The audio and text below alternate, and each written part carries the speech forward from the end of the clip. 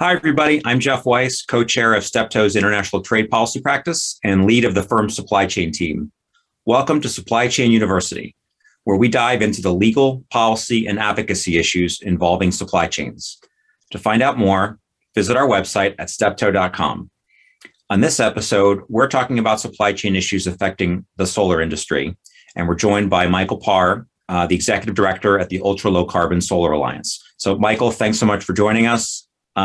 Really excited to have you join us here at Supply Chain University. Thanks for having me, Jeff. It's a pleasure to be here. So, Michael, maybe we can start off and you could tell our viewers a little bit about the Alliance. Sure. The Alliance is an association of solar manufacturing companies that span the supply chain all the way from polysilicon right through to finished modules. And our goal is to decarbonize solar manufacturing, and in so doing, build a much more resilient and sustainable solar supply chains capable of meeting the growing demand for sustainable solar into the future. As you know, we're seeing a lot of disruptions across the supply chain. And so I guess my first question is, I'm wondering, is this also the case for solar? Very much so. Both in 2021 and in this year, companies are having a really hard time getting their hands on a sufficient number of solar panels, which is a real challenge given the rapid growth of solar that's projected to happen. And so we are struggling a little bit with supply. And would you say the sources of disruption for solar are the same as for other products or different, or is it a combination? In some ways, they're very similar. You have the slowdowns in factories and the ports associated with COVID in China, where the supply chain is heavily concentrated. You have all the shipping issues. You've got energy shortages in China that are curtailing power to some of the big manufacturers. But there are also some elements that are quite distinct and different. And it's relevant because these won't abate when some of these other supply chain challenges do. Much of this results from the fact that supply chain is deeply concentrated in China, and there are some significantly unsustainable practices, such as very high carbon emissions, and in the Xinjiang province in Western China, the use of forced labor. And these are creating both policy responses and also customer concerns that further exacerbate the supply challenge. So you mentioned over-concentration in particular. I was wondering whether you could maybe elaborate a bit on that, because that's obviously a huge issue. Yeah, it's hard to really appreciate quite how much solar manufacturing happens in China. If you go back 10 or 15 years ago, it was predominantly a US, European, Japanese industry. In the intervening years, the scale of the industry has grown dramatically. Virtually all of that has happened in China. And now 70+% of each and every step of the solar supply chain is located in China. And for some of the critical elements of the supply chain, over 98% of global capacity is in China. And that means that of the 70 or 80% of the solar panels that are imported into the US are reliant on that Chinese supply chain, which means that if China sneezes, we catch cold on solar. Right. And what about the sustainability issues? And are there differences between Chinese supply chain and other supply chains in that regard? Very much so. There are two major areas of concern that we focus on. The first is carbon emissions associated with manufacturing the materials and components that go into making a solar panel, what's often referred to as carbon footprint or embodied carbon. The Chinese grid is still very carbon intensive, though it has been improving.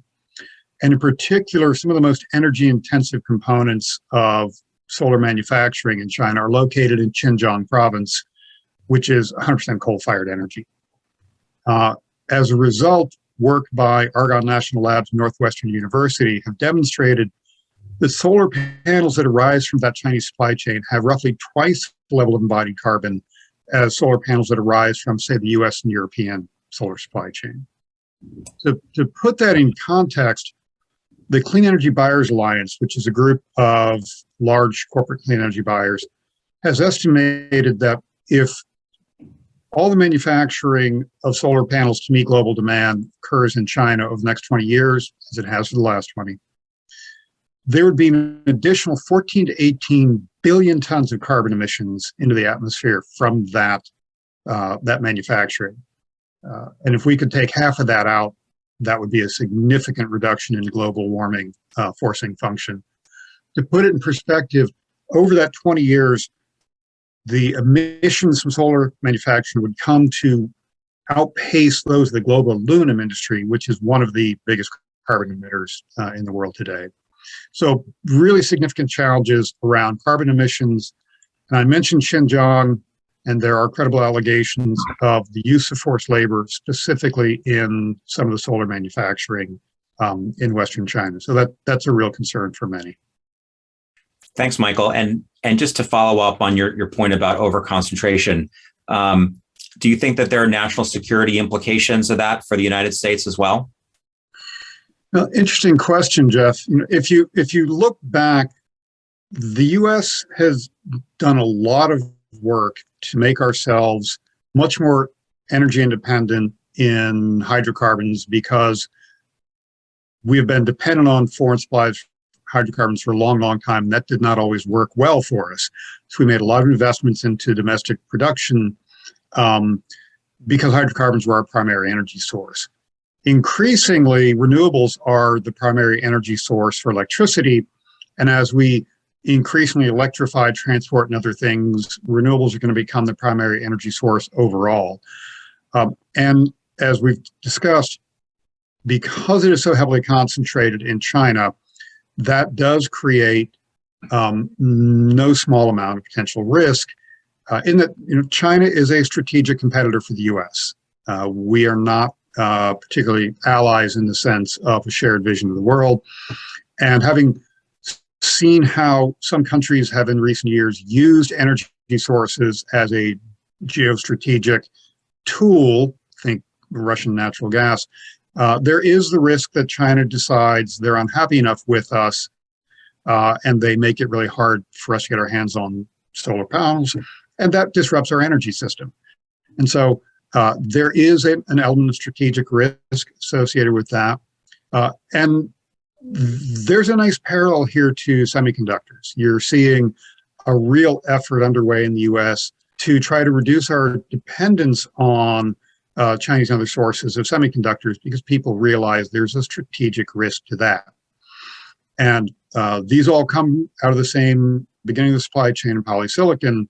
And so I think in many ways, solar is a very nice parallel to the concerns about semiconductors, that if all of a sudden we couldn't get our hands on solar panels, we would have a problem on our hands. And so there is, in addition to a U.S. manufacturing benefit, the environmental and civil human rights benefits, there's absolutely a security benefit to having a more diversified solar supply chain. So we have the overconcentration issue, sustainability, forced labor, and obviously U.S. government, U.S. industry have some pretty sizable goals when it comes to solar and also reducing carbon footprint. And so are these types of issues, these supply problems, going to affect those goals? Yeah, I think we've got two diverging trends, and it's a problem. One trend is dramatic growth in solar deployment. If you look at projections for the US and Europe, rapid growth. If you look at corporate decarbonization goals, rapid growth. And at the same time, as I mentioned, we've got current supply problems that we think will only grow if most of that new manufacturing occurs in China, because we are seeing policy constraints on imports because of the concerns about forced labor, and we're seeing increasing concerns in the corporate community about buying coal-fired solar panels, which is a tremendous irony. The good news is, if you look at the rate of growth projection in solar deployment, there has to be a commensurate rate of growth in solar manufacturing to meet that demand. That new capacity can go in any number of different countries. And if the right market signals prevail, we will see more of that manufacturing go into low carbon economies, the result being a much more diversified and resilient, sustainable solar supply chain that will help de-risk that future supply. And we're seeing the green shoots of this already, Jeff. We are seeing expansions in solar manufacturing in North America that span everything from metallurgical grade silicon, which is the raw material for producing solar grade polysilicon. We're seeing expansions in polysilicon production in the US, and there's still a lot of upside to scale up manufacturing in the US because of idle capacity. We're seeing pieces of the supply chain that have been missing for some time, like solar cells, grow. Ubiquity Solar is growing in upstate New York. And solar module capacity is on tap to double in the next year or so, with a significant upside growth opportunity beyond that. And we're even seeing in some of the ancillary materials, we're seeing some really interesting innovations in metallurgical pastes. We're seeing someone stand up a hydro-powered solar glass plant in Manitoba. And I'm particularly excited. There's some real innovations in solar on the wafer side that stand to unlock domestic poly capacity and really drive down both cost and energy consumption in solar manufacturing. Let me elaborate a little. Solar wafers are the intermediate step between making the polysilicon and making the solar cell that is the basis for the module. And those cells are made on these polysilicon wafers. And right now, I mentioned 98% of all the global capacity for wafering is in China. And China has tariffs that block the importation of US polysilicon into China. And so there's a lot of clean poly capacity in the US lacking a route to market. We're seeing more wafering capacity stand up outside of China. It's a really good thing. And these really innovative wafer companies have the potential to really unlock poly capacity here in the US as well by a slightly different technology route to lower cost solar wafers. So I think we're on the cusp of seeing rapid growth in US solar manufacturing across the supply chain. Wow. So that's some really good news there. What do you think we can do to accelerate this trend? Because obviously we want to move as quickly as we can. Yep. And dead right, we have to move quickly because while it's expanding rapidly, it's expanding from a pretty small base and demand is growing tremendously. So there are a couple of things that we think will have a huge role to play. Policy is clearly driving activity in a lot of places in the world. So I described some of the expansion we're seeing in the US, but we're seeing expansion elsewhere in the world as well. And India has put in place something they call production linked incentive program.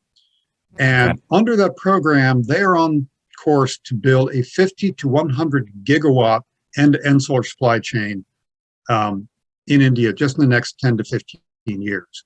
To give you a sense of scale, 50 gigawatt is probably roughly what the US and EU will install in 2022 if all goes well.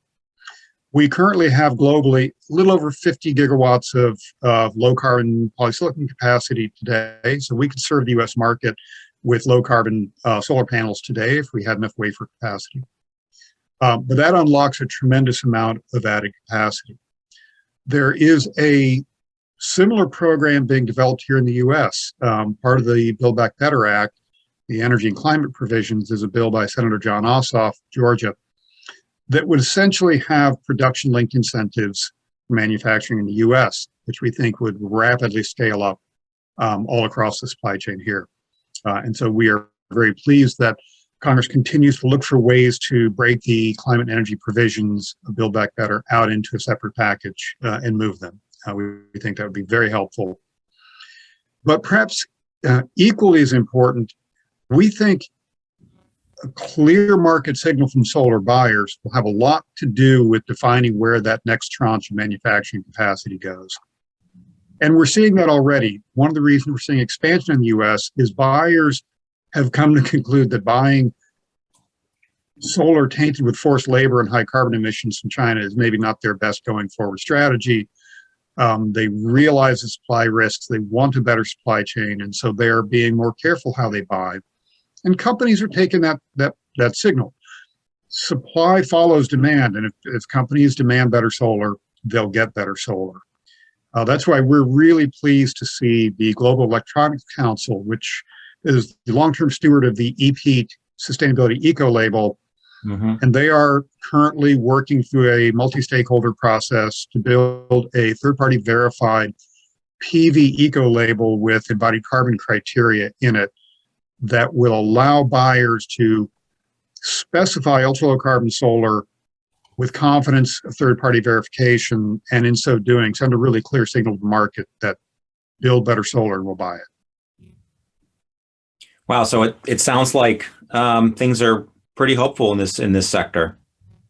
I think so. It's we need to grow rapidly, which means we need a good sustained market signal. The policy signals will help, but there's no reason the U.S. cannot be a competitive manufacturer in solar. A couple of things have happened in recent decades, particularly in the last 10 years. As China came to dominate the market, solar went from being a specialty product to a commodity really fast. Prices tumbled, which has been a good thing. But to compete with that, the U.S. companies had to change their business models fundamentally and really learn how to compete in a low-cost commodity market. And the good ones did that. They've fundamentally changed their cost structures. They've learned that you need very large manufacturing scale to get good economies of scale. And they've learned how to use a lot of automation to allow them to manufacture cost effectively. And so we believe that with the right policies and signals, fast forward 5 or 10 years, and we'll have a much more globally diversified solar industry with manufacturing in the US, in Europe. There's good hydropower in Southeast Asia, and clean solar is growing in Southeast Asia as well. I'd love to see India power all of their new solar manufacturing with renewables. That would go a long way to adding capacity in low carbon solar. But we are hopeful that we are on the cusp of kind of the next generation of the solar industry, where we get back to solar truly being a green energy and squeeze as much of the carbon emissions out of it as we can. Well, like you said, I mean, it happened very quickly, right? The supply chain changed within 15 years. And so we can reverse it if we have the right investments, we have the right policy signals, as you mentioned. If we work globally, and it sounds like there's some really positive signals from around the world, not just in the US. So there's just really positive trends, and obviously following closely what's happening with the EPEAT criteria. So really fantastic. Thanks so much, Michael, for coming in and briefing us on this. Looking forward to seeing continued growth in the industry, and hope we'll have you back at some point to give us further updates. My pleasure, and thanks for inviting me on. It's a great show. You guys do a good job with it, and appreciate you having me. Great. So that's it, everyone, for this edition of Supply Chain University. You can find this and all of our videos at steptoe.com. You can also find us on YouTube, where you can like and subscribe. So thanks again, everyone, for joining us, and we'll see you next time.